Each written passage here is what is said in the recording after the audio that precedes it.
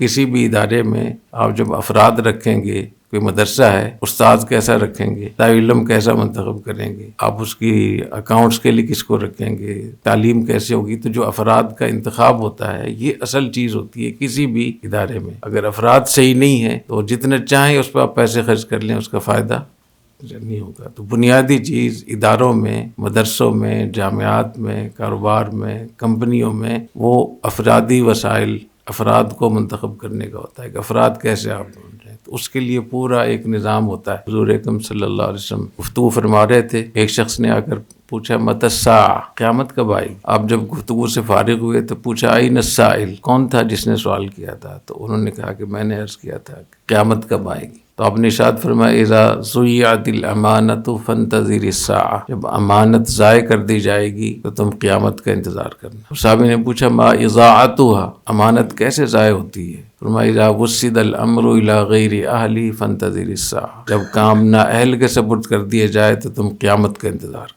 تو کسی ادارے میں، کسی مدرسے میں اگر نااہل کا آپ نے انتخاب کر لیا، استاد نااہل ہے، منتظم نااہل ہے، نگران نااہل ہے، اس کے اندر وہ صلاحیت نہیں ہے، تو اس مدرسے کے اندر قیامت برپا ہو جائے گی۔ اگر کسی کاروبار میں آپ نے امانت نااہل کے سپرد کر دی، کوئی آپ نے ڈائریکٹر مقرر کیا ہے، کوئی سی او رکھا ہے، کوئی سی ایف او رکھا ہے، کوئی مینیجر رکھا ہے، کوئی اکاؤنٹس کو چلانے والا اکاؤنٹنٹ رکھا ہے، اگر وہ اس کے اندر اس کی اہلیت نہیں ہے تو سمجھیں کہ آپ کی کمپنی میں قیامت آ جائے گی۔ تو میں آپ کو بتا رہا ہوں کہ جب بھی آپ لوگ کہیں کام کریں، کوئی کاروبار، کوئی جو بھی کچھ کریں، تو اس کا سارا دار و مدار کس کے اوپر ہوتا ہے؟ ایچ آر کے اوپر ہوتا ہے کہ آپ کے پاس لوگ کیسے ہیں۔ دیواروں کا نام اور چمن کا نام جامع الرشید نہیں ہے، افراد کا نام ہے۔